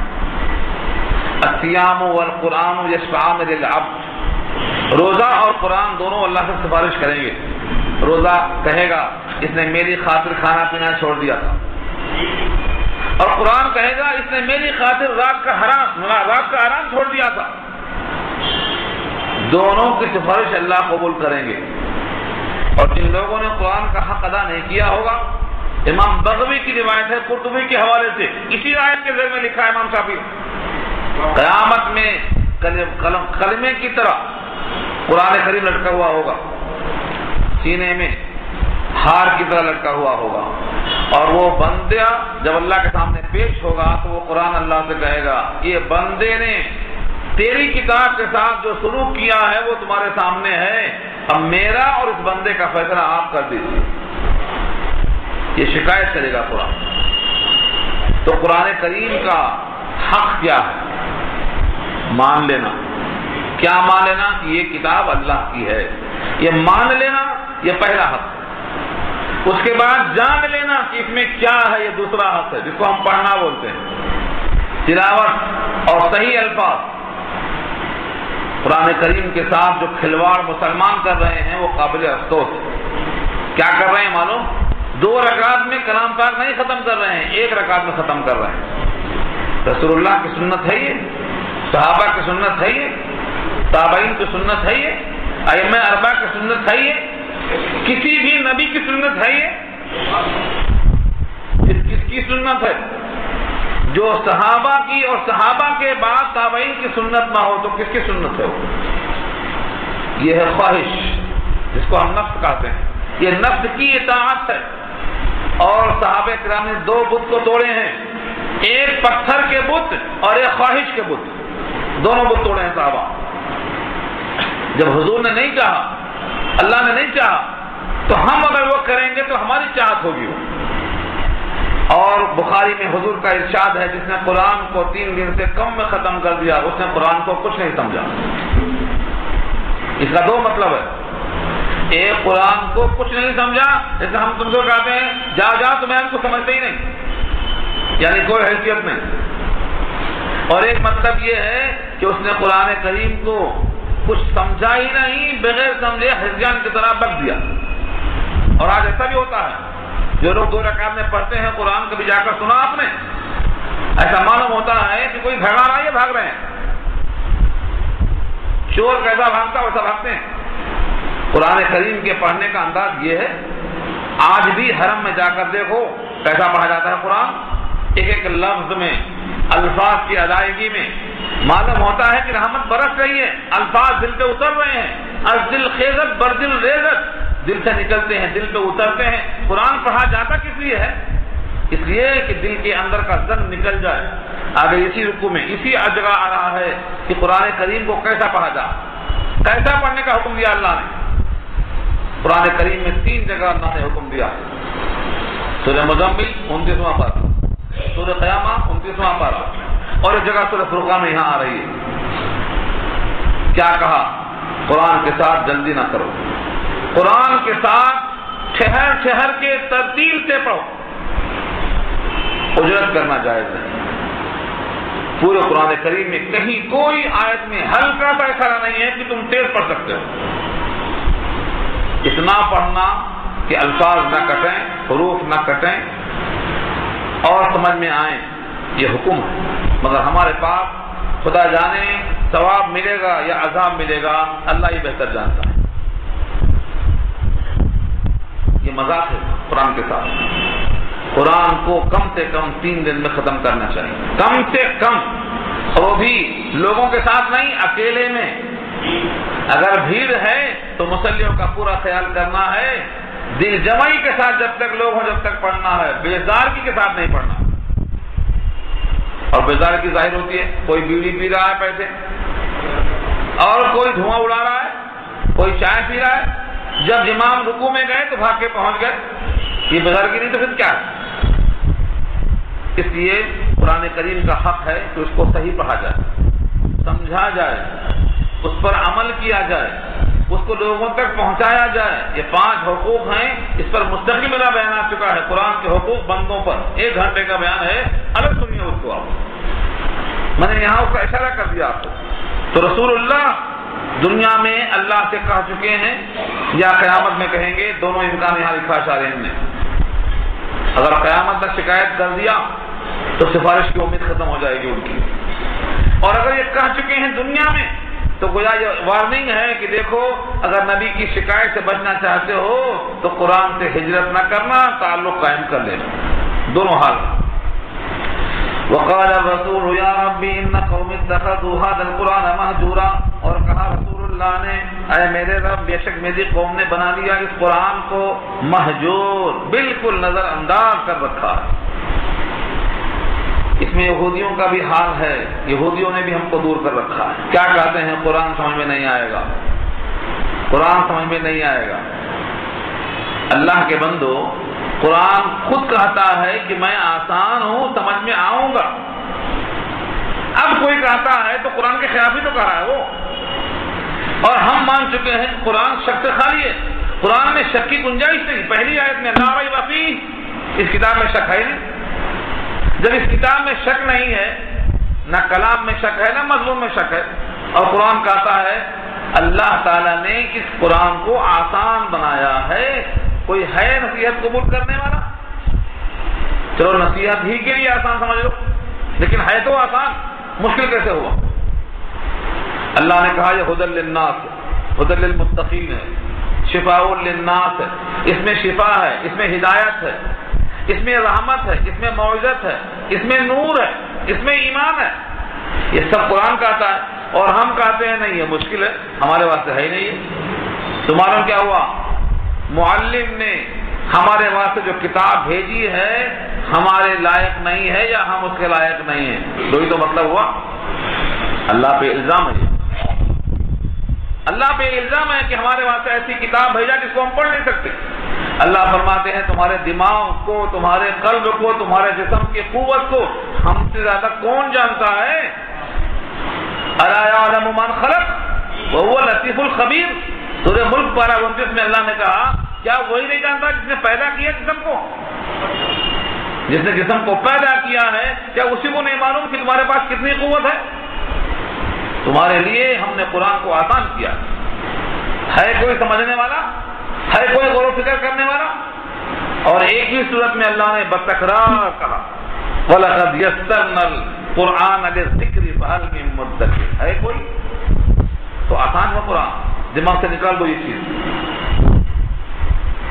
اور ایک بات اچھی طرح سن لو، قرآن کریم میں کل آیتیں 6666 ہیں، جس میں سے صرف 500 آیتیں احکامات کی ہیں، جس میں گہرے علوم کی شرط رکھا ہے لوگوں نے، اللہ نے نہیں۔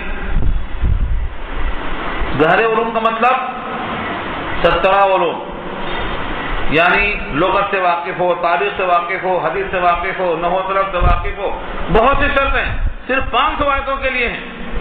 بقیہ کتنی بچی؟ 6166۔ 6166 میں کوئی شرط نہیں ہے، وہ آپ کو سمجھ میں آئیں گی۔ جیسے آپ نے کہا ابھی قال موسیٰ نے کہا، قال رسول نے کہا، اس میں کون سے 17 علوم کی شرط ہے؟ بقیہ 6166 آیتوں میں صرف اتنا چاہیے کہ آپ کو بیسک عربی آ گئی تو کافی ہے۔ جو علوم کی شرط ہے وہ 6000 میں نہیں ہے، 500 آیتوں میں ہے، جس کو امام قرطبی نے جمع کر دیا ہے۔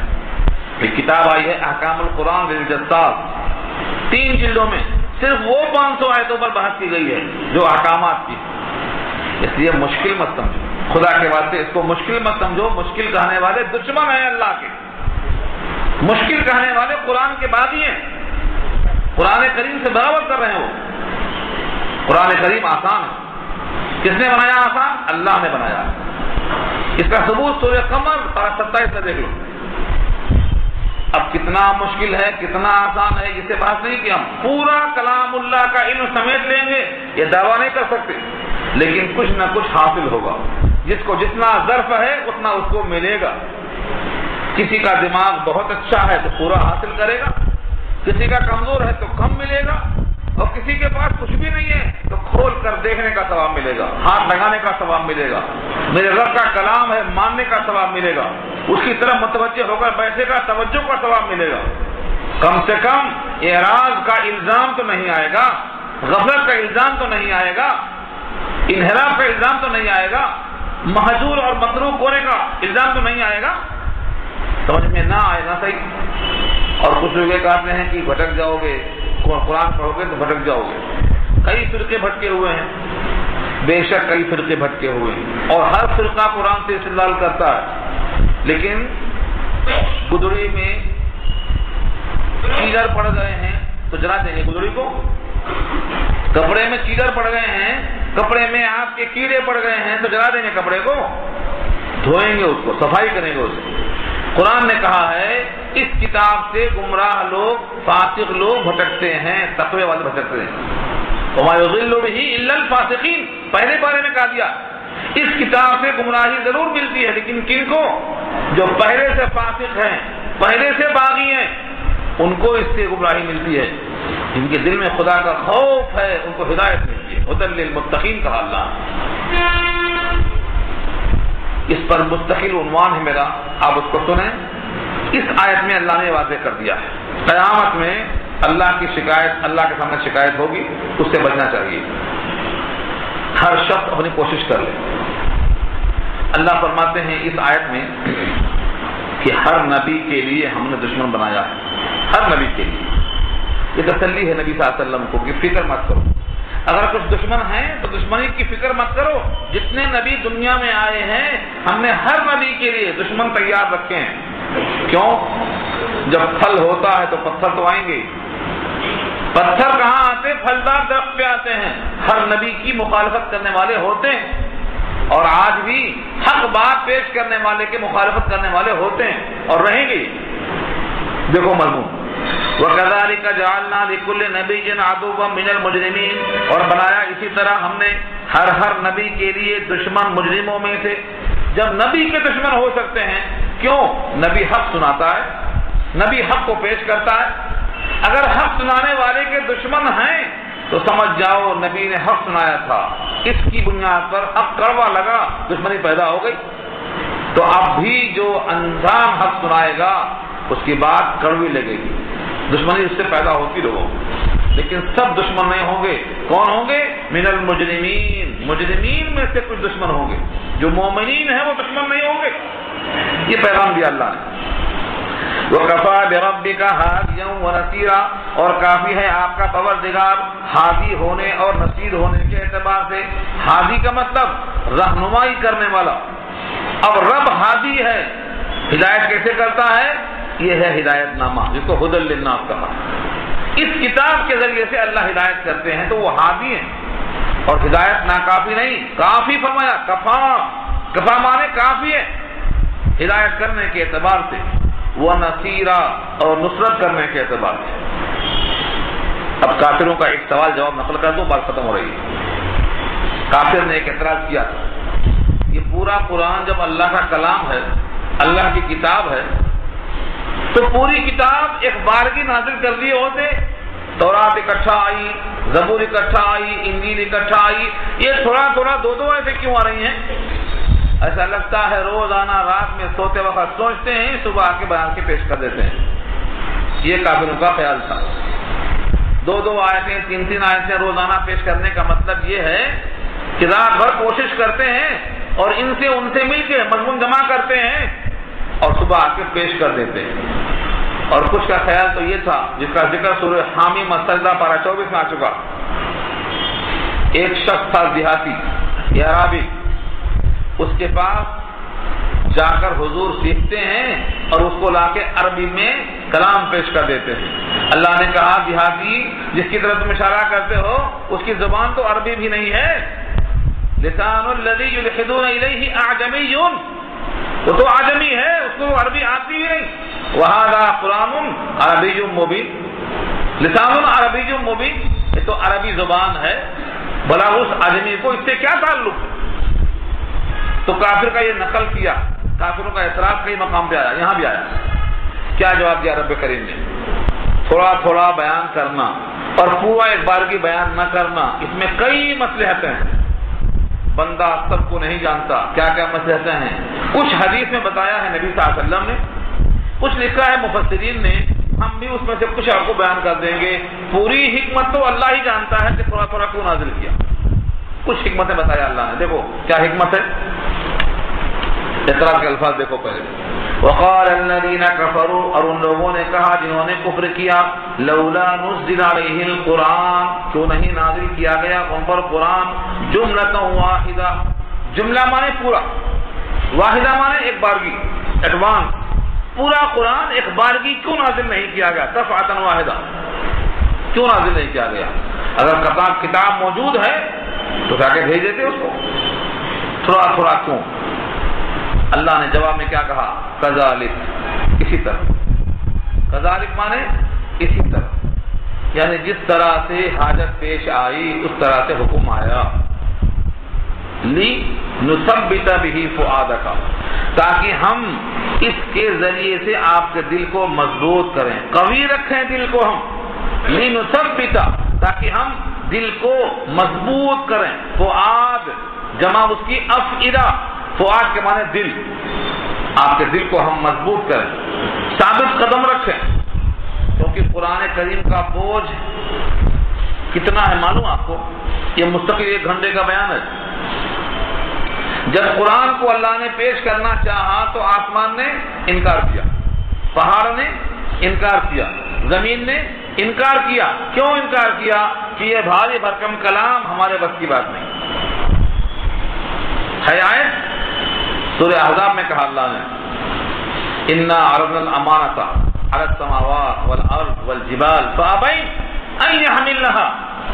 اس کو اٹھانے سے انکار کیا، عاجزی کا اظہار کیا، ہمارے بس کی بات نہیں ہے. اور خود اللہ تعالیٰ نے اسی بات کو دوسرے مقام پہ بیان کیا سورہ حشر پر 28 میں. اگر ہم اتار دیتے، ان کی بات نہ مان کے پہاڑ پہ اتار دیتے، لو انزلنا ھذا القرآن علی جبل لرأیتہ خاشعا متصدعا، کسی پہاڑ پہ اتار دیتے تو تم دیکھتے پہاڑ پھٹ گیا، ریزہ ریزہ ہو گیا، بکھر گیا اللہ کے خوف سے، اللہ کی خشیت سے. تو ان کا عذر صحیح تھا، اللہ کی تصدیق بھی یہاں آ گئی. تو پہاڑ بھی اس بوجھ کو برداشت نہیں کر سکتا، زمین بھی نہیں کر سکتی، آسمان بھی نہیں کر سکتا. پھر یہ قرآن کہاں نازل کرنا؟ اللہ نے قلب مصطفیٰ پر نازل کیا صلی اللہ علیہ وسلم. کتنا بڑا بوجھ ہے یہ! قلب مصطفیٰ میں کتنی قوت ہے کہ جو بوجھ بہار اور آسمان اور زمین اٹھا نہ سکے وہ اللہ کے نبی نے اٹھایا. اور نبی کا بھی حال نقل کیا ہے امام بخاری نے. بی بی عائشہ فرماتی ہیں جب وہی آتی تو حضور کی پیشانی سے پسینہ ٹپکتا، سردی میں، کڑاکے کے جاڑے میں جب ہمارے دانت بجتے تھے سردی سے تو حضور کی پیشانی سے ٹپکتے تھے پسینے. کیوں؟ وہی کی شدت. زید بن ثابت کہتے ہیں میری ران پہ سر رکھ کے سو رہے تھے، وہی آ گئی، لگتا تھا ران ٹوٹ جائے گی. اونٹنی پر سوار ہیں، اونٹنی بیٹھ جاتی تھی، اونٹنی زبان نکال دیتی تھی، حضور کا چہرہ سرخ ہو جاتا تھا، رگیں پھولنے لگتی تھی، آپ کسی کو پہچانتے نہ تھے اس موقع پر. ایک صحابی کہتے ہیں میری تمنا تھی کہ میں حضور کو دیکھوں، وہی آتے ہوئے چہرہ کیسا متغیر ہوتا ہے. ان کے احوال امام بخاری نے نقل کیے ہیں. یہ تو نمونہ پیش کر رہا ہوں میں، چند لمحوں میں کیا پیش کروں، نمونے ہیں یہ. تو وہی کی شدت تھی، ایک بارگی پورا قرآن اتارا نہیں جا سکتا. آپ کے دل کی تقویت کے لیے ہمیں تھوڑا تھوڑا، تاکہ آپ اس کو برداشت کریں، اس کے عادی بن جائیں. اسی لیے جب سورہ علق کی 5 آیتیں آئیں تو پوری سورہ علق نہیں آئی، صرف 5 آیتیں آئیں. پھر 17 دن وہی نہیں آئی، پھر آئی آیتیں ناغا ناغا سے، وقفہ وقفہ سے. اور کبھی کبھی تو اس ناغے پر حضور شکایت کرتے، جبریل تم پابندی سے کیوں نہیں آتے، میں تمہارا انتظار کر رہا تھا. جبریل فرماتے ہم تو حکم کے بندے ہیں، حکم ہوتا تو آتے ہیں. اللہ نے نہیں بھیجا، ہم نہیں آئے، بھیجا تو آ گئے. اس کا مطلب یہ ہوا کہ قرآن کریم کو تھوڑا تھوڑا اتارنے میں دل کی مضبوطی ہوتی ہے. جب نبی کے لیے تھوڑا تھوڑا نازل کیا گیا تو امتیوں کو 100 پارہ سنا دیں گے رات بھر میں.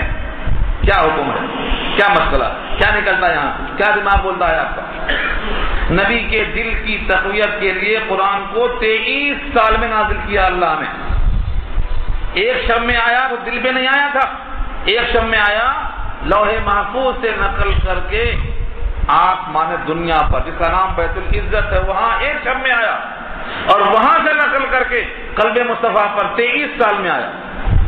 جو قرآن 23 سال میں نبی کے دل پہ آیا ہو ان کا امتی 2 رکعت میں 1 رکعت میں ختم کرنے پر چھکا مار رہا ہے، سمجھتا بڑا اچھا کر رہا ہوں. یہ قرآن کے ساتھ کھلواڑ، مذاق ہے. تو ایک جواب تو یہ ہے دل کی تقویت.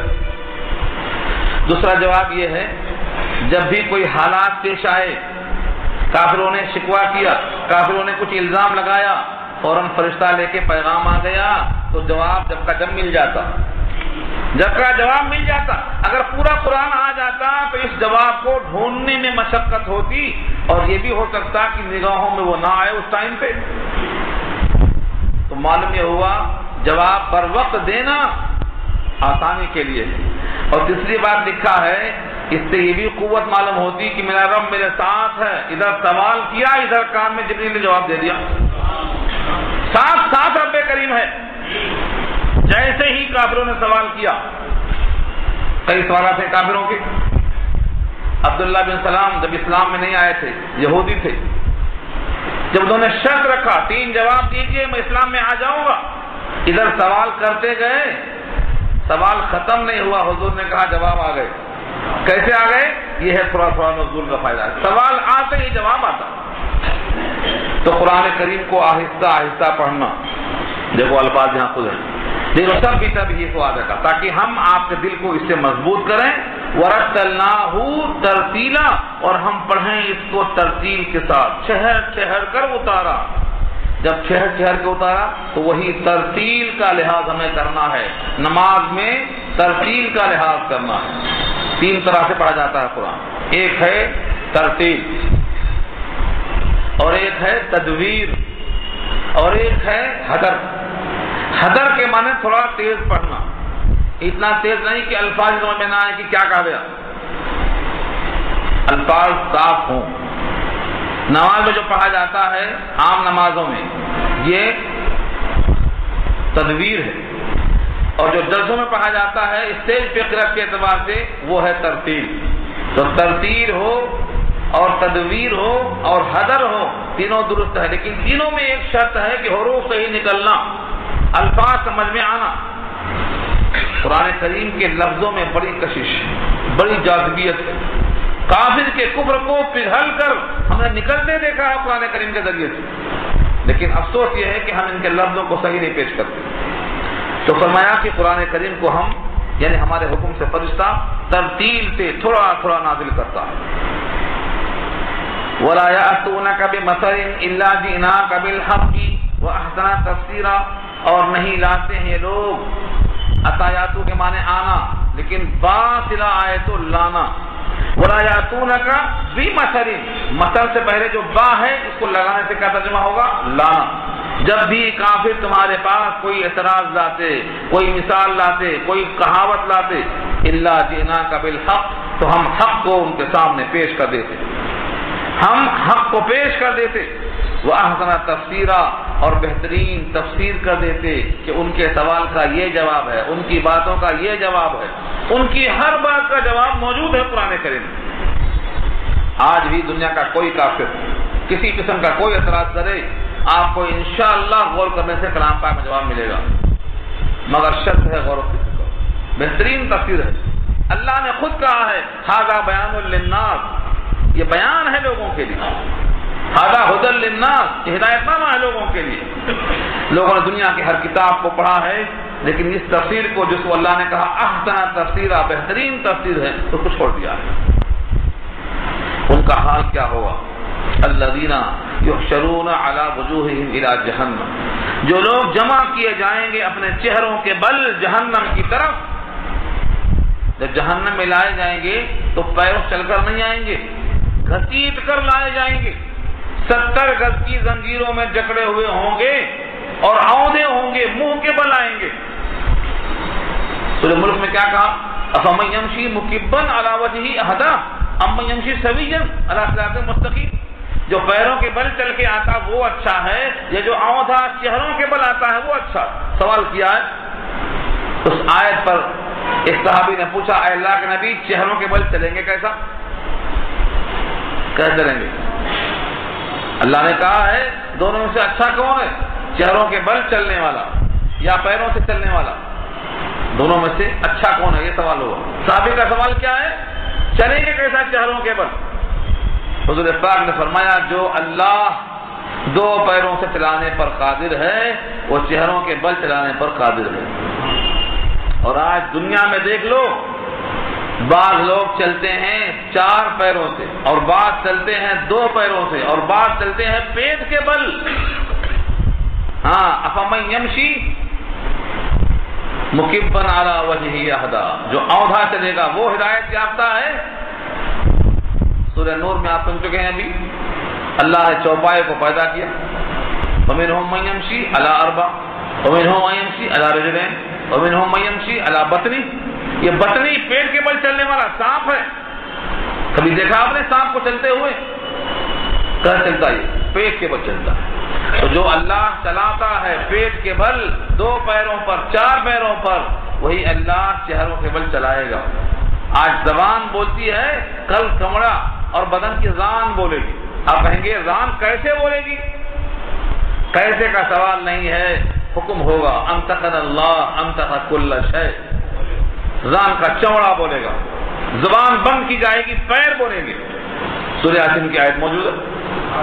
اس سے معلوم یہ ہوا کہ جو جہنم میں گھسیٹ کر لائے جائیں گے چہروں کے بل، اولئک شر مکان کے اعتبار سے وہ بدتر ہیں، وہ اضل سبیلا، اور راستے کے اعتبار سے وہ بہت گمراہ ہیں۔